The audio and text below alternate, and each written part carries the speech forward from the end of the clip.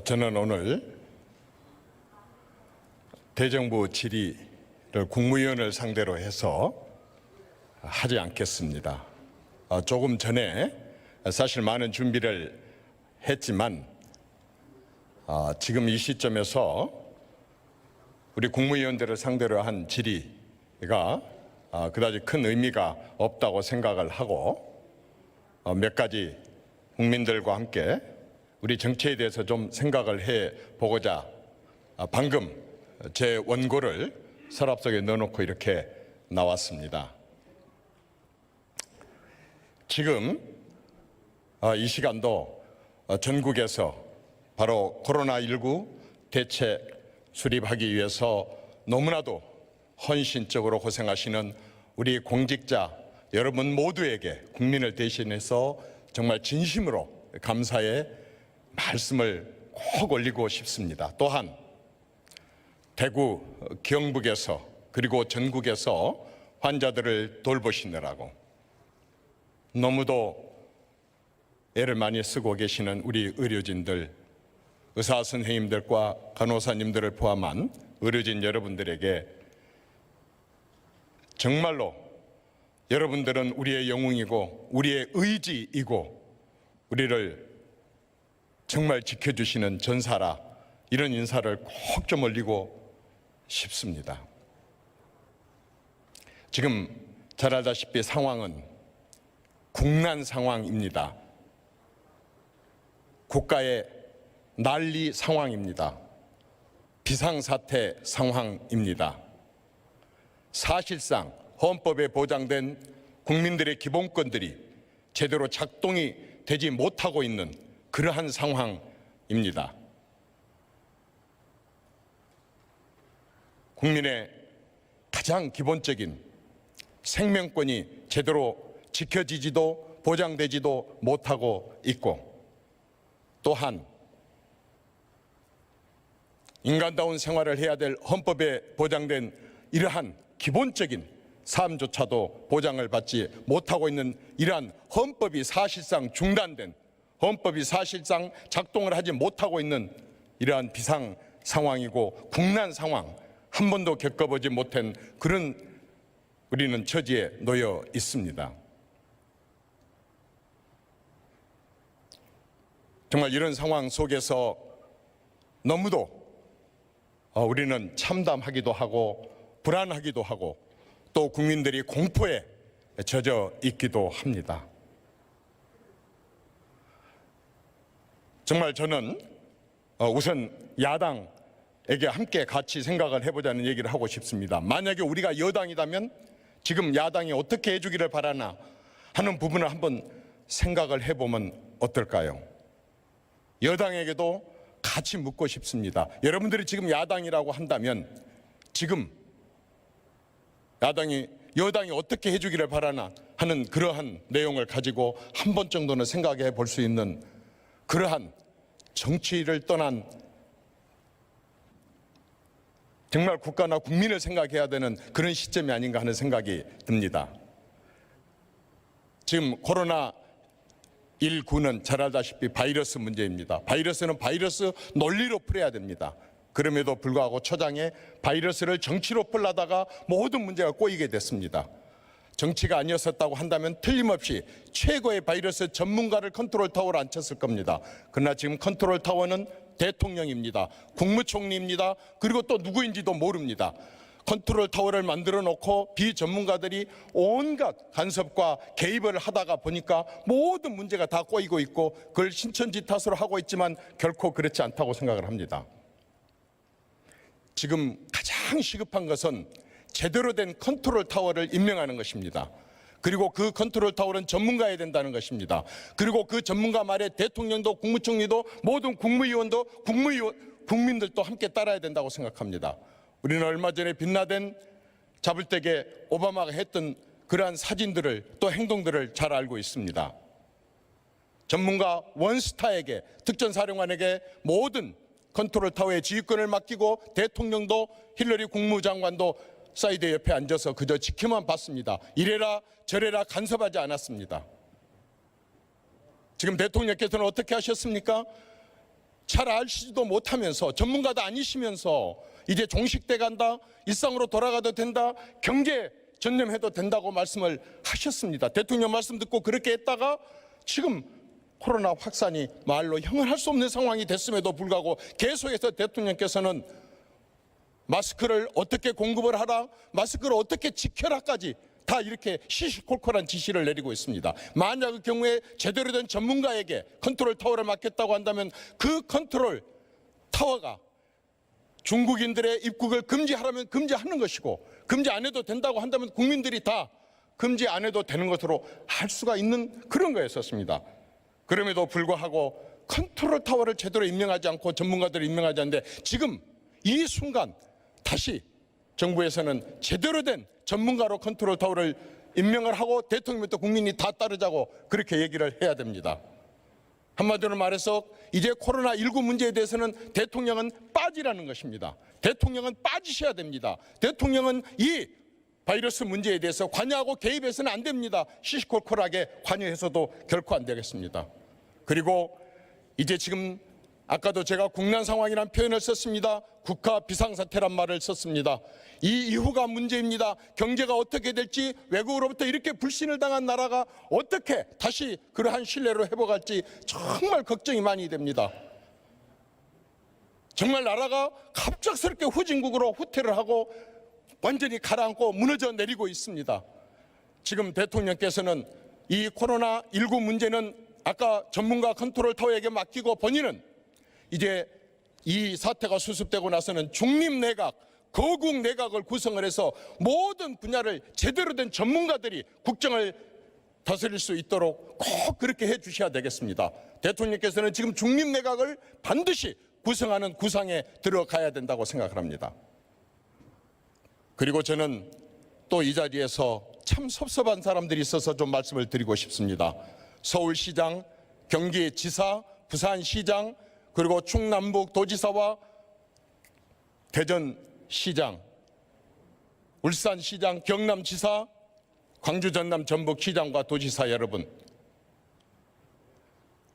재난은 언제 어디서 어떻게 올지 모릅니다. 누가 어떻게 당할지 모릅니다. 우리는 한 민족입니다. 원 네이션입니다. 그럼에도 불구하고 지금 대구 경북에서 벌어지고 있는 이런 사태에 대해서 여러분들의 정말 진심 어린 가슴에서 우러나오는 협조와 협력과 지원에 대해서 뉴스에서 별로 보지를 못하고 있습니다. 말로 생색내는 몇 가지를 제외하고 여러분들은 진심으로 돕지 않고 있습니다. 솔직히 서울, 경기도의 일부 시도에 시장, 도지사 여러분들이 잘해서 이렇게 풍요하고 모든 것이 다 잘 되고 있는 것이 아닙니다. 지방에서 구석구석에서 수도권으로 서울로 몰리고 또 몰리고 또 몰린 이런 재화를 가지고 여러분들께서 지금 풍요를 누리고 있음에도 불구하고 이렇게 어려움 당했을 때 다른 시도에 대해서 이렇게 손 놓고 있다는 것이 너무 기가 막힙니다. 지금이라도 정말 대통령께서 주선하시던, 총리께서 주선하시던 다른 시도에서 품앗이, 바로 이럴 때 있던 것이 우리 전통의 품앗이입니다. 좀 품앗이로 나서셔서 의료진도 빌려주시고 재화도 좀 나눠주시고 많은 자원봉사들 좀 보내주시고 그렇게 해서 도와줘야 될 거 아니겠습니까? 여러분 당의 지지 기반이 아니라고 해서 이렇게 홀대하고 이렇게 방치해도 되는 것입니까? 이것이 누가 홀대하고 있어요? 유성권 의원님 지금 제가 질의하고 있으니까요 좀 자제를 해 주시겠어요?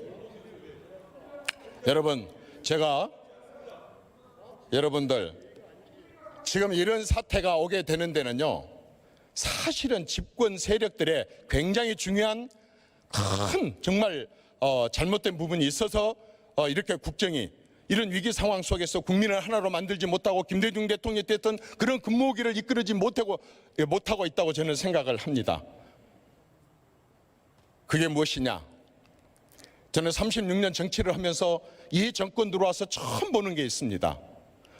정권이 출범한 지 1년도 안 돼서부터 집권 여당의 대통령 후보들이 이렇게 난무하고 대통령 말하자면 차기 대권을 가지고 이렇게 권력 투쟁하는 것을 본 적이 없습니다.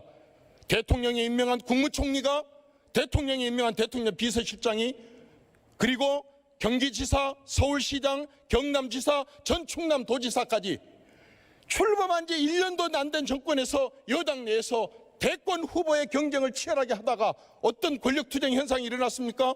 누구는 구속되고 누구는 재판받고 누구는 검찰 조사받고, 그리고도 국무총리는 계속해서 여론조사에서 1, 2위를 다툰다고 거의 경마식 중계방송을 하다가 이제 급기야는 종로에 총선 출마를 해서 이제 대권 주자 나오라, 계속 대권 주자 나오라, 이렇게 해가지고 지금 이 현직 대통령의 임기가 2년 3개월에 남은 이 상황 속에서도 차기 대권 경쟁을 벌이고 있습니다. 이게 얼마나 기막힌 일입니까? 있을 수 있는 일입니까? 이런 역모가 어디가 있을 수가 있겠습니까?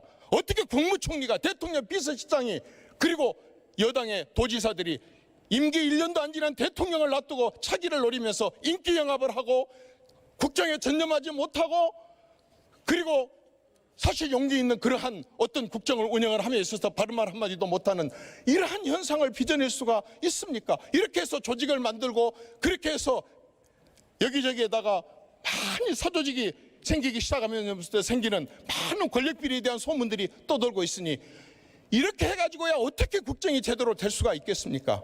이 사람들 뿐이었습니까? 저는 기막힌 뉴스를 또 봤습니다. 대통령 측근들과 대통령 비서실장, 수석비서관, 비서관, 행정관들의 70여 명이 총선에 출마하겠다고 나서는 이런 기막힌 현상을 봤습니다.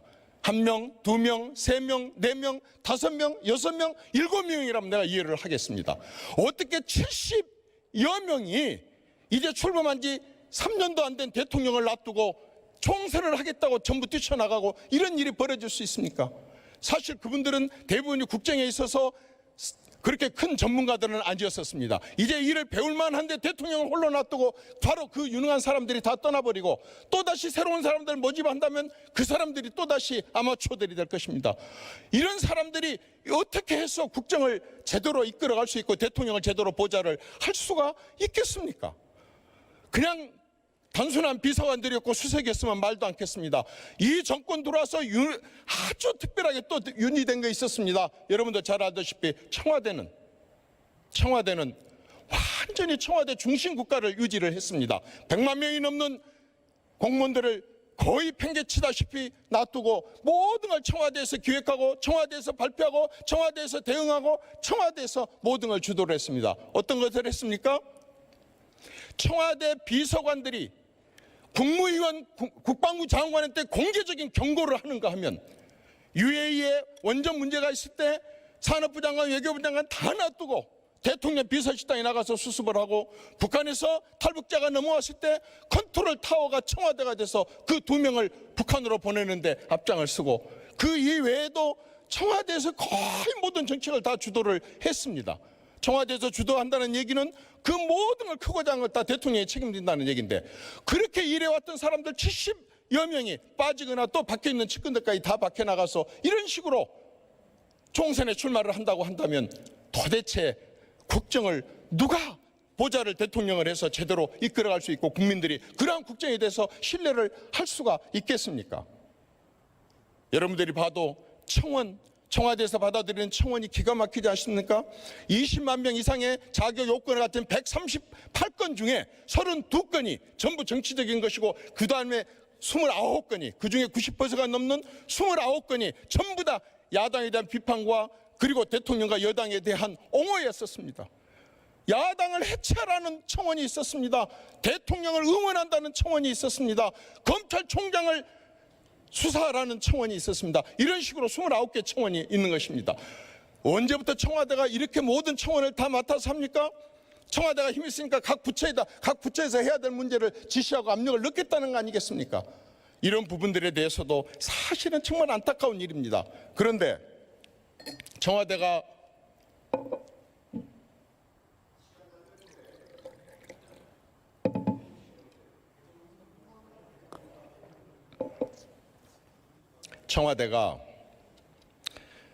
이런 식으로 하는 데는 다 이유가 있었던 것 같습니다. 여당 대표이신 우리 이해찬 대표님께서 참 기가 막힌 말씀을 하셨어요.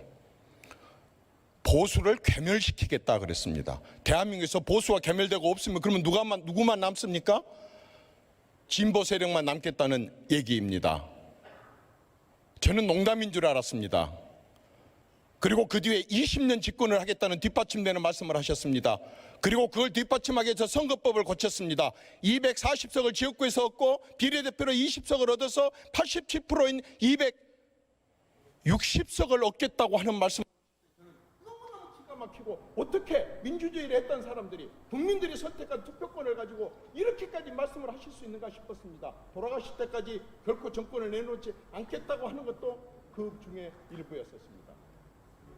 저는 이제 이러한 정치 정말 이제 좀 자제하셔야 된다고 생각합니다. 국정을 이런 식으로 방치하고 정말 국민들의 이러한 공포와 이러한 두려움과 이런 불안감을 방치하고도 계속해서 바이러스를 정치화하려고 하는 이러한 국정 운영의 방식은 고쳐져야 된다고 생각합니다. 그러게 하기 위해서라도 우리 국회는 개혁되고 변화되어야 됩니다. 제가 오늘 이 자리 단상에 올라오면서 국회의장께 절을 하지 않고 국회에 대한 경례를 했습니다. 72년 동안 우리는 국회의원들이 국회의장께 절을 하고 올라왔습니다. 국무회의 하는데 국무위원들이 발언할 때마다 대통령한테 절하는 거 봤습니까? 대법관 회의하실 때 대법관들이 대법원장한테 절하는 거 봤습니까? 우리 국회에서만 이렇게 하고 있습니다. 대법관 회의도 국무회의도 의장인 대통령과 대법원장이 이렇게 황제 같은 높은 자리에 앉아서 의원들을 내려다보는 이런 좌석은 없습니다.